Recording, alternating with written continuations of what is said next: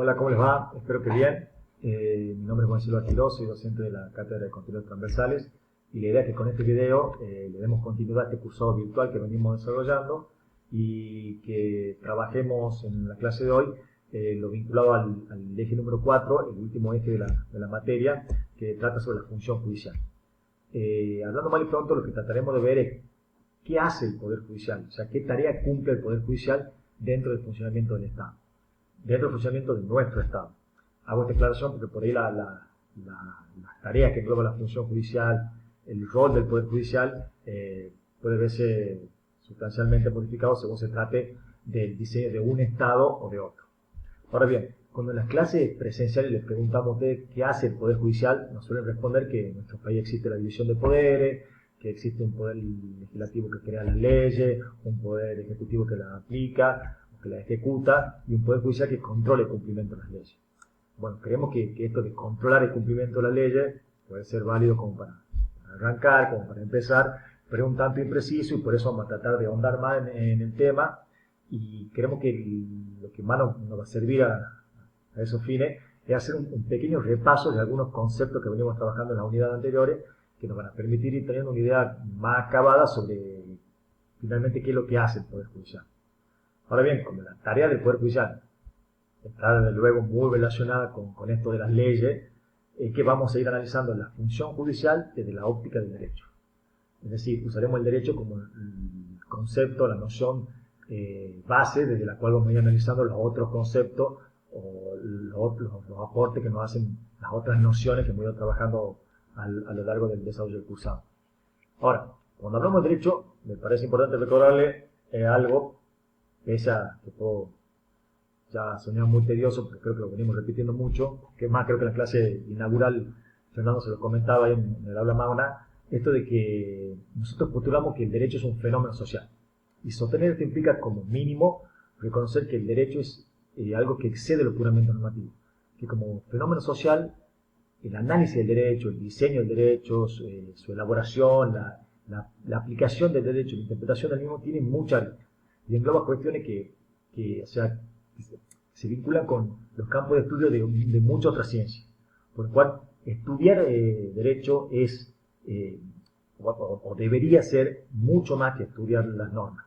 Y justamente es por eso que creemos que al estudiar este eje vamos a terminar de dimensionar el aporte que nos brindan estas nociones de Estado, de política, de democracia, de género, esas que veníamos estudiando, justamente, o sea, nociones pertenecientes a otras ciencias como la teoría política, la teoría de la democracia, la teoría sociológica, y esperamos que ahora terminemos de dimensionar cómo impactan o cómo deberían impactar estas herramientas no jurídicas en el quehacer diario de jueza y juez. Dicho esto, comencemos con el repaso y por esas ideas centrales que veníamos trabajando, y empecemos por la noción de Estado y comencemos por cuestionar algunas cosas. O sea, decimos ¿por qué tenemos Estado? ¿Para qué tenemos Estado? Tenemos Estado porque vivimos en sociedad, y eso implica que en ese relacionar lo que trae aparejado vivir en sociedad, indefectiblemente va a llegar un punto, o van a llegar varios puntos, en los cuales se van a contraponer nuestra idea, nuestra manera de ver la vida, nuestras ideas acerca de qué es lo mejor para cada uno, para todos. Y cuando digo contraponer, no me refiero solo a que vamos a compartir con el otro una tertulia, nuestras posturas, a los fines de robustecer el debate colectivo para nutrirme con las tan particularidades y geniales y enriquecedoras visiones de los otros sobre las cosas. Eso podría ser la parte buena de relacionar, la parte más fructífera. Pero la verdad es que quienes nos relacionamos somos personas, y somos personas de carne y hueso. Somos personas que sentimos, somos personas que amamos, y somos personas que odiamos y que deseamos. Sobre todo esto último, o sea, que deseamos. Y en ese desear deseamos cosas materiales, cosas inmateriales, y ese desear constante, en ese desear constante se configuran intereses individuales o de grupo que chocan con otros intereses individuales o de grupo. Y esto genera, o esto es el conflicto, o sea, ese conflicto inherente a la vida en sociedad. Es decir, vivir en sociedad implica vivir con el conflicto. ¿Por qué? Porque vivir implica enfrentarse a muchísimos problemas, si lo sabemos ahora, pero sobre todo a muchas decisiones. Algunas de esas decisiones que nos afectan solo a nosotros y como tales pueden ser tomadas de manera unilateral, como ser me levanto a estudiar a las 7 para aprovechar la mañana, o mejor me levanto a las 8:30 porque sé que si me levanto a las 7, a las 11:30 voy a estar durmiendo sobre la mesa, o como hoy arroz fideo que voy a cocinar, o por la tarde me pongo a ver Netflix o adelanto la unidad 7. Esas decisiones no tendrían que traer mayores complicaciones, pero hay otras decisiones que afectan al conjunto, o sea, al cuerpo social, y que por esa razón deben ser tomadas por la sociedad. Ese tipo de decisiones son las decisiones de incidencia colectiva. Y tomar este tipo de decisiones es algo a lo que nos enfrentamos permanentemente. Porque como le ejemplificaba Guido ahí en la clase 1, en el video 1, cuando le mostraba el video de Samba, es imposible que nos pongamos de acuerdo de manera permanente sobre todas las cuestiones que pueden ser objeto de discordia y que pueden afectar directa o indirectamente a muchos. Es decir, es imposible que nos pongamos de acuerdo de manera permanente sobre todas las cuestiones de incidencia colectiva. Y esta imposibilidad de ponernos de acuerdo de manera permanente sobre todas esas cuestiones, es decir, la imposibilidad de anular el conflicto de manera definitiva, se le agrega la complicación de que necesitamos tomar decisiones con respecto a esas cuestiones permanentemente. Imaginemos un supuesto muy de ciencia ficción. Pensemos que nosotros, o sea, los argentinos, tomamos conocimiento de que existe un virus que está generando muchas complicaciones en otros países, que tenemos información sobre que el virus se ha originado en China y se estaría expandiendo por Europa, pero no sabemos mucho más del virus. O sea, no sabemos mucho más sobre su transmisibilidad, sobre su nivel de letalidad. Sabemos que está complicando algunas cosas, pero no sabemos mucho más. ¿Qué hacemos los argentinos con esta situación que se nos presenta? ¿Qué hacemos ante esto? Por la duda, hasta que sepamos cómo viene la mano, llamamos a Ezeiza y le decimos que cierren todo y que no entre nadie ni nada que venga de China. O sea, ante esta alternativa, puede alguien oponerse y decir, perdón, pero mi hija está en China, ganó una beca en el Instituto Intercontinental de Lucha contra la Desigualdad en el Mundo, y justamente ayer presentó su tesis doctoral y sacó 10, porque es muy dedicada, excelente académica, y tiene pasaje de regreso para la semana que viene. O sea, quieren se va, si quieren se va a la frontera, la cerremos, pero la semana que viene, por favor, si puede volver mi hija. Otro le contesta, vos estás loco, mira si tu hija viene y nos contagia. Otra salta y dice, no sean tontos, no se preocupen por ese supuesto virus, es un invento de los chinos para meterle miedo a los yanquis porque tienen una guerra política comercial con ellos y de esta manera van a bajar los valores de la bolsa y se van a complicar ellos y va a bajar la cotización del dólar. Otro dice, yo soy infectóloga y diariamente convivo con virus. Lo que tenemos que hacer es tomar los recaudos necesarios, diseñar un protocolo, dejarle ingresar al país a la hija del fulano y con medida preventiva aislar a la hija de fulano por 15 días. Le puede saltar otro y decir, yo apoyo la moción de la doctora, de la infectóloga, me parece perfecto lo de la hija de fulano, aparte es argentina y no se le puede, y según esta constitución, tiene tales y cuales derechos y no se le puede impedir que vuelva a su casa. Lo hagamos pero con los cuidados que nos planteaba la infectóloga.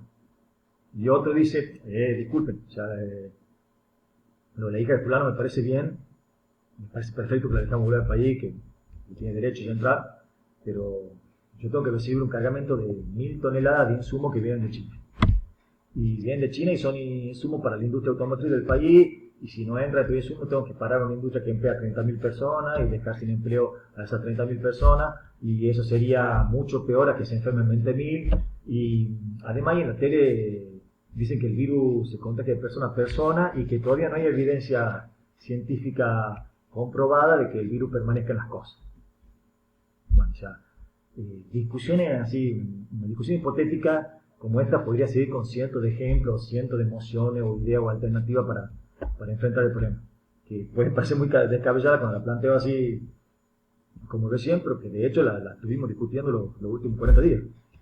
Y de no haber contado con un Estado que decidiera por los argentinos entre algunas de las opciones posibles, hubiésemos estancado una especie de parálisis decisoria con consecuencias mucho más graves que haber tomado alguna medida. O sea, después podemos discutir si la opción elegida por el Estado fue más o menos efectiva, si fue 6 puntos, 7, 8, 9. Pero lo cierto es que tenemos un Estado porque consideramos que es necesario decidir, optar por alguna opción y organizarnos para enfrentar el problema de alguna manera a que no hacerlo. Bueno, por esta razón, o sea, por esta imposibilidad que mencionaba antes de eliminar el conflicto y la concurrente necesidad de tomar decisiones, es que necesitamos el Estado. Entonces, bueno, ya sabemos por qué necesitamos el Estado. Ahora veamos qué es el Estado. Bueno, ahí en la unidad 1, en el manual de construcción de ciudadanía, usted tiene una definición del Estado, que nos dice que se entiende por el Estado a la organización social soberana, coercitiva, formada por un conjunto de instituciones obligatorias que tiene el poder de regular la vida de las personas en un territorio determinado. Entonces, hablando mal y pronto, podemos decir que el Estado es eso que organiza la vida en sociedad. Pero formas de organización existen de hace miles de años. A nosotros nos interesa una forma de organización, un tipo de Estado. El tipo de Estado de nuestro diseño institucional. Un Estado que se construye en términos de derecho.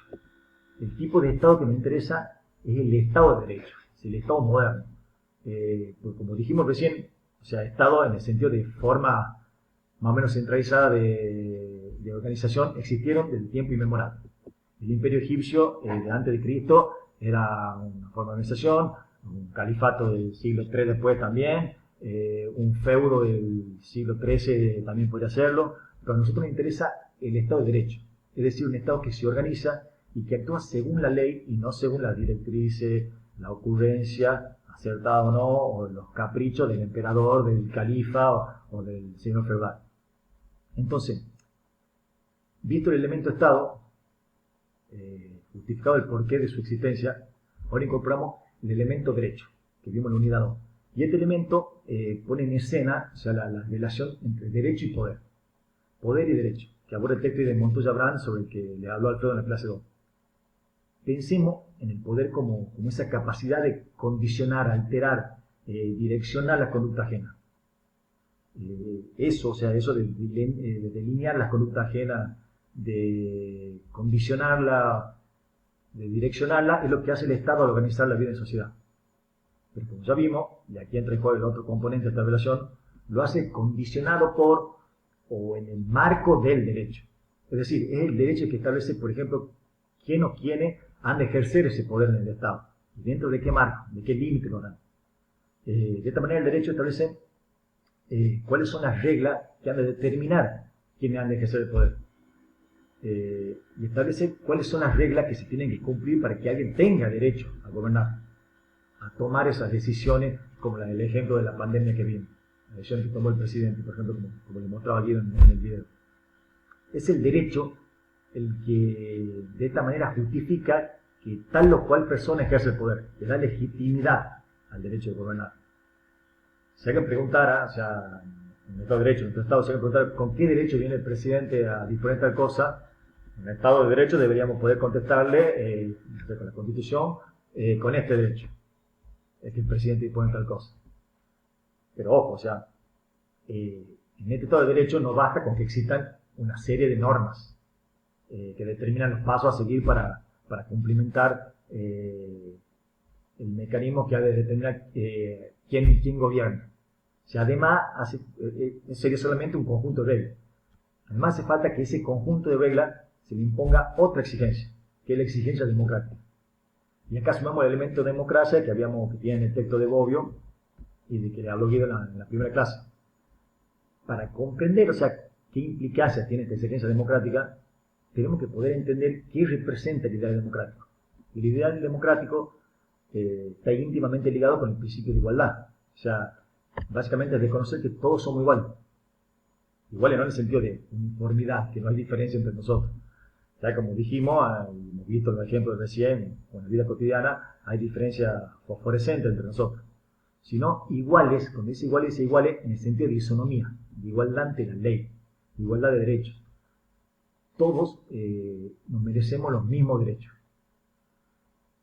Porque si esta exigencia sea el derecho, ese conjunto de reglas preestablecidas, podría disponer, por ejemplo, que el gobernador sea el hombre de mayor edad de la comunidad y que a su muerte lo reemplace el que le sigue en edad, y así sucesivamente. Pero esto iría en contra del principio de igualdad. Porque ¿con qué derecho puede ser un hombre y no una mujer? Respuesta, solamente con un derecho que que niega el principio fundamental de igualdad ante la ley, que desconoce la noción de isonomía.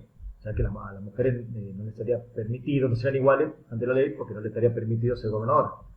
Estas cuestiones, o sea, sobre los requerimientos que impone el ideal democrático, son profundizadas ahí en el texto de Bowlby que tiene usted en la unidad 1, y es lo que trabajaron con el profesor Bulurini en el video 1, cuando le explicaba las clases, la diferencia entre la forma de gobierno autocrática y democrática. Recuerden esa enumeración que le hacía Guido ahí, en el que iba desmenuzando cuáles eran los requisitos mínimos que debía reunir un tipo de organización, un proceso de toma de decisiones, para poder ser considerado democrático. O sea, cuáles requisitos tenía que cumplir como mínimo. Después hay muchas otras cuestiones que podemos analizar o exigir a una democracia, pero como mínimo tienen que cumplir ciertos requisitos. Esto de que deben participar de ella una gran parte de la población, que esa participación puede ser directa o indirecta, que a la hora de elegir representantes deben existir alternativas reales y que las disputas que se suscitan entre las opciones que se plantean para solucionar un problema o la manera de organizar un determinado aspecto de la sociedad, que las disputas que genera esto sean resueltas por la modalidad de la regla de la mayoría. O sea, esta especie de requisitos mínimos nos alerta sobre que el ideal democrático exige que el derecho, que ese conjunto de reglas, tenga cierto contenido democrático, cierto contenido igualitario en sentido isonómico, que nos reconozca los mismos derechos, pero que nos reconozca, y aquí incorporamos la parte que vieron el derecho humano con Gabriel y con Lourdes, que nos los reconozca sin distinción de sexo, de edad o religión, o cualquier otra distinción. Y esa exigencia democrática también nos impone que ese derecho sea elaborado democráticamente, es decir, mediante un mecanismo de creación que habilite la participación esa directa o indirecta a la que hicimos alusión recientemente. Es justamente el cumplimiento de estos requisitos lo que dota de legalidad popular al poder. Es decir, lo que justifica el derecho a gobernar, el derecho a ocupar ese lugar. Pero la relación entre derecho y poder es una relación interdependiente. Así como el derecho dota de legitimidad al poder, el poder dota de efectividad al derecho, le garantiza el componente coactivo, ese carácter coercitivo que veíamos en la definición de Estado. Porque el poder le da fuerza externa, le da esa fuerza externa con la que cuenta el derecho para lograr su cumplimiento. O sea, es decir, el derecho puede establecer, volvamos al ejemplo muy de ciencia ficción. El derecho puede establecer un aislamiento social obligatorio, pero sin ese poder del Estado, expresado en ese conjunto de instituciones que trabajan todos los días controlando el cumplimiento de ese aislamiento o implementando medidas que lo hagan viable, esa prohibición, ese aislamiento social sería una expresión de deseo. Sería estaría bueno que nos salgan de su casa. O sea, sin el poder del Estado, el derecho no sería tal. Sería una mera recomendación. Es el poder el que lo dota de efectividad. Entonces, esta retroalimentación entre poder y derecho demuestra que existe una clara interdependencia entre los mismos. Pero debemos tener en claro que esa relación se suscita bajo una constante tensión. Esa tensión a la que le hacía alusión a Alfredo en la clase, en el video 2 creo que es, sí, en el video 2 cuando le decía que ambas pirámides se encuentran en un plano de relativa igualdad, la pirámide del poder y la pirámide del derecho que le desarrolla el texto de Montoya Brand. Porque la cúspide de una u otra va a estar más elevada según la mirada sea la de un politólogo o de un jurista.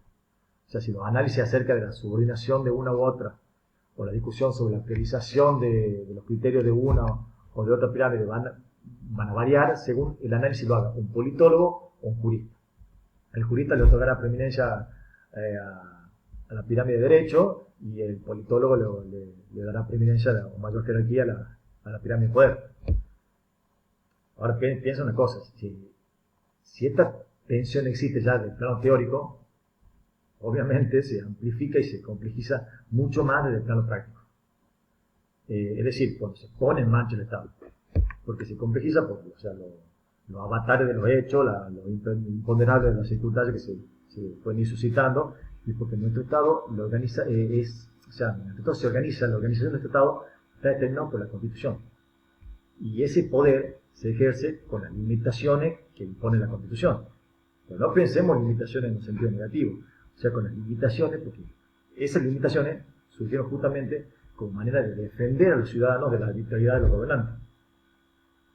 Y esto nos invita a pensar, creo que está bueno pensarlo así, a la intervención del Estado en dos facetas. Una más que tiene que ver con una faceta más de organizador, de previsor del comportamiento humano y de proyección, o sea, de diseñador del Estado, como diseñando un plan para llegar a determinado objetivo. Y otra como más de gestor de ese plan. Jefe de proyecto, le dicen lo que están ahora como fascinados con los MBA y eso. Una faceta más de conducción, o sea, de conducción del Estado en busca de esos objetivos. Creo que esto nos termina de mostrar con claridad, nos pone como más de relieve las distintas funciones estatales. Y está bueno que pensemos en términos de función, porque no son, el poder del Estado, el poder no es una cosa que sea susceptible de ser dividido. Lo que se divide son las funciones que ejerce el Estado. Entonces creo que es más correcto hablar de funciones estatales. Porque si estuviese dividido el poder, no había ningún tipo de interacción o interrelación entre ellos. Y de hecho ya verán cuando estudien más adelante el sistema de freno y contrapeso, cuando estudien constitucional, que hay interacción entre estos poderes. Ahora bien, así vemos por un lado, cuando empezamos a pensar de esta manera en la intervención del Estado, una más como previsor, como organizador, como diseñador de un plan, y la otra más como gestor, vemos primero la función legislativa, donde el Estado utiliza el derecho, o sea, volvemos a esta cuestión de usar el derecho siempre en esta clase como prima de análisis, utiliza el derecho como un mecanismo regulador para reducir el conflicto, o sea, previniendo los problemas que traería aparejado, por ejemplo, esto que decíamos antes, lo de debatir entre todos cada cuestión o cada decisión que haya que tomarse por una cuestión de incidencia colectiva, que no ha presentado. Y por otro lado, o sea, previene también a la estructura del Estado, cuando establece las reglas que han de determinar quién ha de gobernar, cómo se va a elegir, cómo se organiza el funcionamiento del Estado, etc. Cómo se va a organizar el funcionamiento de ese Estado. Cuando nos da esa constitución, con la que le decíamos al gobernador, con este derecho. Con este derecho es que ejerce tal persona el poder. Bueno, ahora, en esa constitución, creada por el Poder Legislativo, por un lado hace esto, estructura el Estado, y por otro lado define los valores jurídicos de una comunidad, de una determinada comunidad. Es decir, toma esos valores así como generalísimos, casi indeterminables, con los que solemos coincidir, por ahí como el valor de la libertad, la igualdad, la justicia, y lo vuelve un tanto menos impreciso. Por ejemplo, nuestra Constitución de 1853 tomó el valor generalísimo de la igualdad y lo receptó de una determinada manera. Lo delimitó un poquito más, le dio un poco de forma, porque podemos entender cosas muy distintas por igualdad. Le quitó un poco de indeterminación y lo incorporó como una igualdad en términos más formales, una igualdad en términos de isonomía, de esa que veníamos hablando antes, en el sentido de reconocernos a todos los mismos derechos. Pero el devenir histórico, o sea, los hechos, nos demostraron que pese a estar en la Constitución, por ejemplo, en los hechos no se reconocía todos los mismos derechos. Pensemos en el voto femenino. Hasta hace 60 años, 70 años, las mujeres no votaban. Bueno, gracias a la incansable lucha del movimiento feminista, y en este caso puntualmente al movimiento sufragista, las mujeres conquistaron el derecho al voto. Pero lamentablemente esta discriminación que sufrieron las mujeres no era ni es un caso aislado, sino que había un montón de supuestos discriminatorios como esto, y fue justamente el movimiento de los derechos humanos el que vino a desnudar esas violaciones estructurales al principio de igualdad, que impedían sistemáticamente el acceso a los derechos de muchísimas personas. La institucionalización de los derechos humanos, que lo mencionaba Lourdes en la clase 4, vino a modificar un poco el sentido que nuestro ordenamiento jurídico le asignaba al valor de igualdad, por ejemplo. Porque veamos cómo se van receptando esos valores jurídicos y cómo pueden ir modificándose. Después se modificó. Le modificó, o sea, le cambió un poco el sentido al valor jurídico de igualdad, tal y cual como estaba receptado en nuestro ordenamiento. ¿Por qué? Porque le impuso al Estado la obligación no solo de reconocer un derecho, sino de efectivizar. es decir, de garantizar. Vino a incorporar una mirada más bien material de la igualdad, una exigencia de concreción de la igualdad en los hechos, y no solo de reconocimiento en los papeles. Esta exigencia era la que hacíamos alusión cuando veíamos en el módulo de derechos humanos y distinguíamos entre las distintas obligaciones del Estado y entre ellas esta exigencia de garantizar, la obligación de garantizar. Por este lado vemos más o menos entonces cómo funciona el Estado, cómo ejerce el Estado su poder y cómo organiza desde la función legislativa. Ahora, pensemos en la función ejecutiva, en gestionar ese plan, en conducir. A mí me parece como apropiar la analogía que el ciclista que hace Libura en un texto que no recuerdo el nombre ahora, que nos dice que pensemos en el ciclista, que además de pedalear necesita hacer equilibrio, y para ello que va corrigiendo constantemente la dirección del volante según el entorno, según lo que van pasando, las cosas que van pasando en la realidad, según los escollos, la subida o la bajada que va encontrando en el camino. Algunas veces lo hace de manera casi imperceptible, o sea, el equilibrio natural que hacemos cuando andamos en bici, y algunas veces con algunos volantazos más bruscos. Pero la función ejecutiva consistiría en eso, en conducir al Estado a esos objetivos establecidos por la Constitución. Por ejemplo, la igualdad. Conducirlo según la hoja de ruta que es la Constitución, esta hoja de ruta que han diseñado el Poder Legislativo. Ahora bien, por otro lado está la función judicial. Y la función judicial consiste en canalizar esos conflictos que se suscitan pese a las previsiones tomadas. O sea, trabaja con los casos en los cuales las conductas no se adecúan a la norma o en aquello en los que las partes no han sabido gestionar una disputa y que por eso ha alcanzado esa disputa una entidad tal que necesita la intervención de un tercero imparcial. Y acá vemos al Estado trabajando con los conflictos residuales, o sea, los conflictos que producidos por el entorno. Los conflictos que terminan imponiéndose en ese relacionarse de la vida en sociedad que hacíamos alusión arriba cuando hablábamos de los conflictos. Y en esta parte, la función judicial es la que por ahí se nos presenta con más facilidad, o sea, esta parte del ejercicio del Poder Judicial, porque es la que suele ser representada en las películas o la que vemos en la sección de policial, o sea, un divorcio que trae aparejado una discusión sobre un régimen de visita, un homicidio y los dimes y diretes que se van sucediendo según la investigación. En este tipo de intervención el Poder Judicial se enfrenta a cuestiones de hecho y de derecho. Y al gestionar estos conflictos, el Poder Judicial algunas veces los soluciona, o sea, soluciona algunas controversias.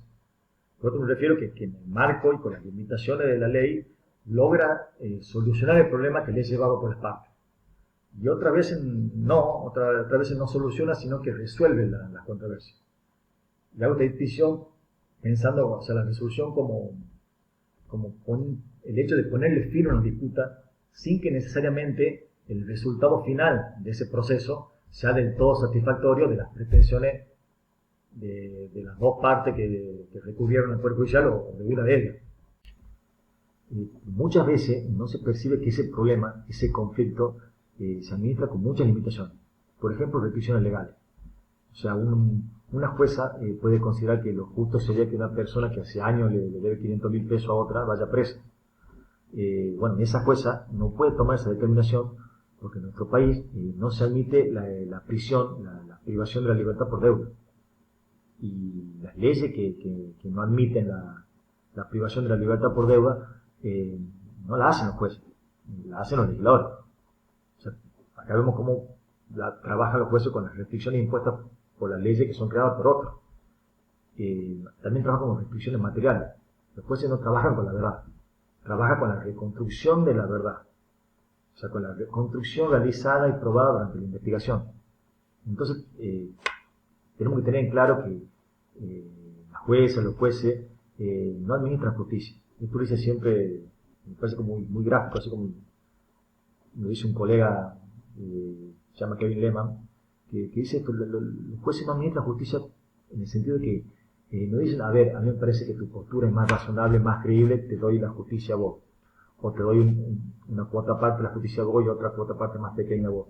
El Poder Judicial gestiona los problemas con las restricciones legales, con las limitaciones de hecho, con la colaboración o con el entorpecimiento de las partes y como producto final, como resultado, da una resolución que a veces se parece más a la justicia, o mejor dicho, a la concepción de la justicia que pueden tener las partes o una de las partes, porque todos tenemos concepciones distintas acerca de la justicia.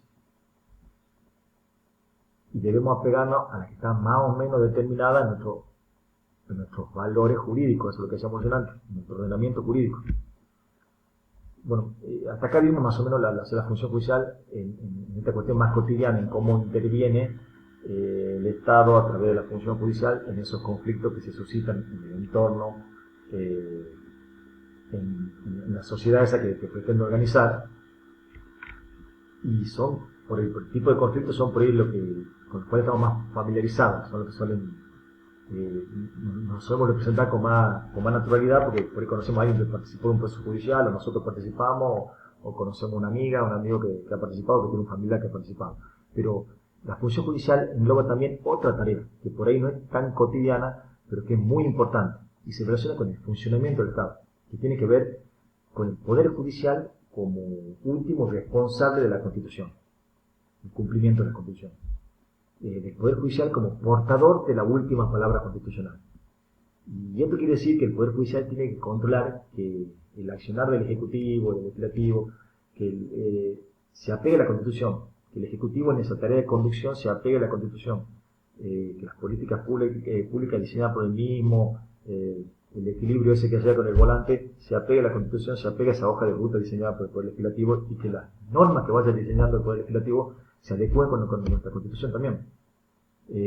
Esto es lo que la parte de la función judicial en la cual se centrarán en la próxima clase, cuando vean bien la noción de supremacía constitucional y de control de constitucionalidad y de convencionalidad. Pero quería adelantarles que, demostrar a través del ejemplo de las restricciones también, que es una tarea muy compleja, y lo es porque resuelve la discusión acerca de los alcances de la norma, definir si se apegan o no a la Constitución, implica interpretar la norma, analizarla, ponerla en contexto de los hechos que son autorizados en un proceso judicial.